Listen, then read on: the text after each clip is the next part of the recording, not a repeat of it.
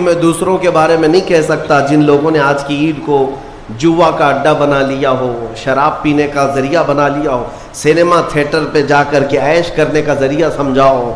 میں سمجھتا ہوں کہ ان کے اندر روح اسلام نہیں آئی۔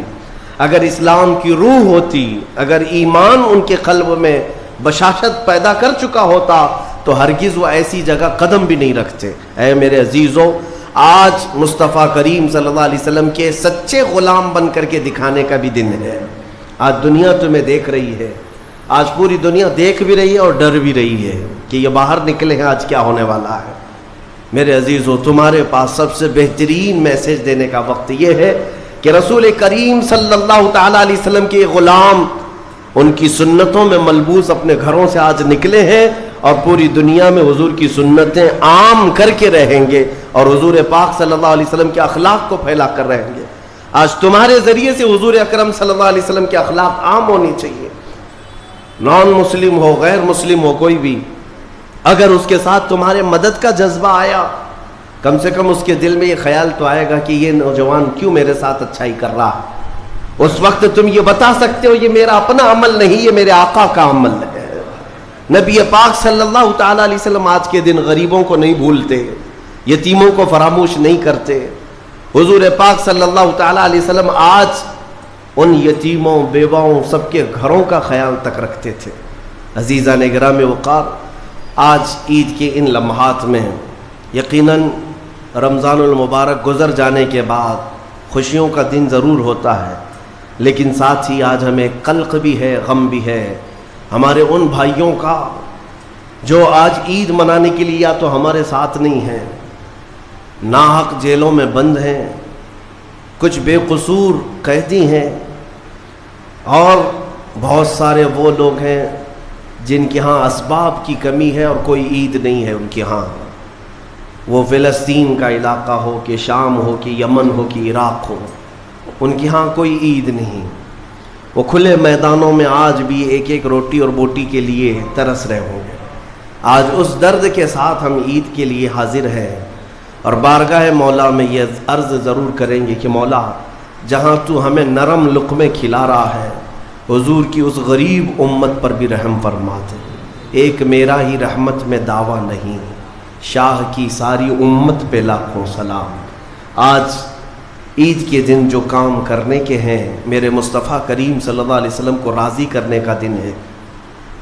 آج کے دن حضور فرماتے ہیں اللہ تعالیٰ کو سب سے زیادہ پسندیدہ جو عمل ہے، سب سے زیادہ پسندیدہ وہ دو ہے۔ دو عمل اللہ کو بہت پسند ہے آج کے دن۔ فرمایا میرے آقا صلی اللہ علیہ وسلم، وہ دو عمل کیا ہے؟ حضور فرماتے ہیں پہلی چیز یہ ہے کہ اللہ رب العزت کی بڑائی بیان کرنا۔ اللہ اکبر، اللہ اکبر، اللہ اکبر، لا الہ الا اللہ، اللہ اکبر، اللہ اکبر وللہ الحمد۔ یہ اللہ رب العزت کی بڑائی، تکبیر، اللہ سب سے بڑا ہے، یہ تکبیر بیان کرنا پہلا عمل اللہ کو سب سے زیادہ پسند ہے۔ دوسرا عمل استغفار، استغفر اللہ، استغفر اللہ، استغفر اللہ، استغفر اللہ ربی من کل ذنب واتوب الیہ۔ دو عمل آج کے دن اللہ بہت پسند فرماتا ہے، ایک اس کی بڑائی بیان کرنا تکبیر، اور دوسرے استغفار۔ اور فرمایا کہ جب اپنے گھروں سے نکلو تو تکبیر کہتے ہوئے نکلو۔ کتنے لوگ ایسے ہیں جو تکبیر پڑھتے ہوئے آئے؟ بہت کم لوگ ہیں، سب اپنے اپنے دھن میں چلے جا رہے ہیں۔ یہاں تک کہ فرمایا اس تکبیر کا اہمیت کا اندازہ اس سے لگاؤ، آنے کے وقت جس راستے سے آئے تھے عید کے لیے، جانے کے وقت دوسرے راستے سے جاؤ۔ واجب نہیں ہے، لیکن اس کی حکمت کیا ہے؟ ایک راستے سے آنا اور دوسرے راستے سے جانا سنت۔ فرمایا گیا کہ جب تم ایک راستے سے تکبیر پڑھتے ہوئے آتے ہو تو اس راستے پر موجود جتنے مکان، پتھر، درخت ہیں وہ سب تمہاری تکبیر کی گواہی دیں گے۔ قیامت کے دن تمہاری تکبیر کی وہ گواہی دیں گے کہ مولا یہ ہمارے سامنے سے تیری بڑائی کرتا ہوا گزرا ہے۔ تو ہو سکے دوسرے راستے پر بھی گزرو تاکہ زیادہ سے زیادہ ان تمام چیزوں کو اپنی تکبیر کا گواہ بنایا جا سکے۔ تو اس سے اندازہ کریں کہ تکبیر آج کے دن بہت اہمیت کی حامل ہے، اور اسی تکبیر کی آج ضرورت بھی ہے مسلمان کو۔ اقبال نے بہت اچھے انداز میں کہا تھا، کفر دم توڑ دے گا ٹوٹی ہوئی شمشیر کے ساتھ، گر تم نکل آ جاؤ ایک بار نعرے تکبیر کے ساتھ۔ مطلب یہ ہے کہ اس تکبیر کا آج بھی بہت سارے لوگوں کو انتظار ہے، جس تکبیر کی آواز سے ہی کفر کے خیموں میں ہلچل مچ جائے۔ وہ صرف اور صرف حلق سے نکلنے والی تکبیر نہیں ہے، وہ ایمان کی بشاشت اور توکل کے ساتھ نکلنے والی تکبیر ہے۔ اللہ رب العزت ہم سب کو کہنے سننے سے زیادہ عمل کی توفیق عطا فرمائے۔ آج میرے عزیزوں، عید الفطر میں جو نہیں کرنے کے کام ہے وہ مجھے بتانے کی ضرورت نہیں، سمجھدار طبقہ ہے ہمارا۔ آج شام تک ایک بات طے کر کے رکھ لینا، کیونکہ کل رات کو ہی شیطان آیا ہے چھوٹ کر کے قید سے، اور وہ اپنے پورے فورس کے ساتھ چاہتا ہے کہ تمہیں کسی نہ کسی طرح سے ان راستوں سے لے کر گناہوں کے اڈوں پر لے جاؤ۔ کتنے ایسے لوگ ہیں جو ایک ہی دن میں اس کے شکنجے میں پھنس جاتے ہیں، یہ ان کا معاملہ ہے۔ اسی لیے آج شام تک اپنے آپ کو کنٹرول کرو کہ میں نہ آج گانے بجانے، سینما اور جوؤں کی طرف جاؤں گا، اور نہ ہی بے حیائی کے اڈوں کی طرف جاؤں گا۔ آج کا دن اللہ رب العزت اپنے فرشتوں پر رشک فرماتا ہے۔ توجہ تو چاہتا ہوں، توجہ۔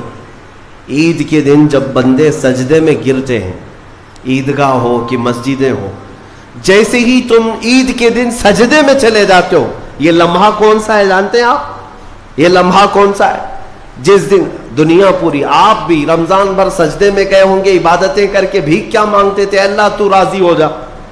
ہم یہاں مانگ رہے تھے، لیکن عید کے دن کے سجدے کے بارے میں فرمایا گیا، جیسے ہی امت سجدے میں جاتی ہے، مولا سارے فرشتوں میں اعلان فرماتا ہے، فرشتوں آؤ دیکھو میرے بندے، میں ان سب سے راضی ہوں اور ان سب پر مجھے رشک آتا ہے۔ آج دنیا خوشیوں میں ڈوب کر کے عیاشی کرنا چاہتی ہے، لیکن میرے یہ بندے ہیں جو دنیا کو ترک کر کے میری بارگاہ میں سجدہ ریز ہیں۔ آج مولا رب العزت رشک فرماتا ہے فرشتوں پر۔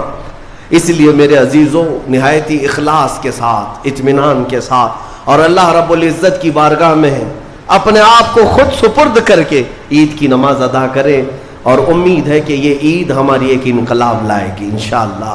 جو حالات آج پیدا ہو چکے ہیں، میں اس کے لیے بھی گزارشتاً یعنی معروضتاً یہ عرض کروں گا کہ آپ امن و امان کو برقرار رکھیں، امن و امان کو برقرار رکھیں، یہ بہت ضروری چیز ہے۔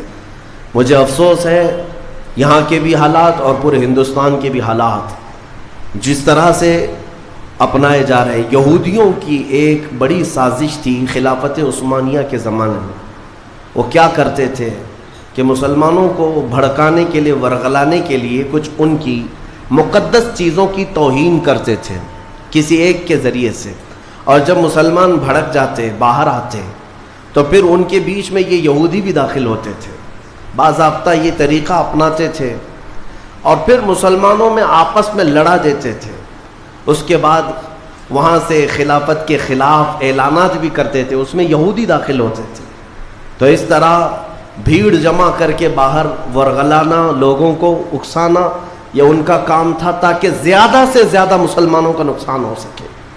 اسی لیے میں چاہتا ہوں کہ اپنے غم و غصے کا اظہار صرف بھیڑ سے نہیں ہوتا، جس میں اعلیٰ حضرت فاضل بریلوی رضی اللہ تعالیٰ عنہ نے بھی ارشاد فرمایا کہ مسلمانوں کو اس طرح سے کھلے طور پر کسی چیز پر جمع کر لینا جس سے خطرات لاحق ہوں ناجائز ہے۔ آپ ان چیزوں کا بہت خیال رکھیں کہ دشمن طاقتیں آج یہی چاہتی ہیں کہ تمہیں اکسا کر، ورغلا کر تمہارا زیادہ سے زیادہ نقصان کر سکیں۔ پچھلے 2 سال کا عرصہ گزر گیا، بنگلور میں بھی ایک حادثہ ہوا تھا، وائلنس ہوا تھا، غالباً رمضان کے موقع پر ہی 125 کے قریب نوجوان 2 سال سے ابھی تک جیلوں میں بند ہیں، کچھ چھوٹ گئے، کچھ ابھی تک باقی، اس میں کئی سافٹ ویئر انجینئر ہیں اندر بیٹھے ہوئے ہیں۔ تو یہ سب حالات دل کو دہلا دیتے ہیں۔ آپ امن و امان کو برقرار رکھیں، اور جب تک اپنے بڑوں اور بزرگوں کی طرف سے کوئی بات نہ آئے آپ کوئی بھی چیز اپنے ہاتھ میں نہ لیں۔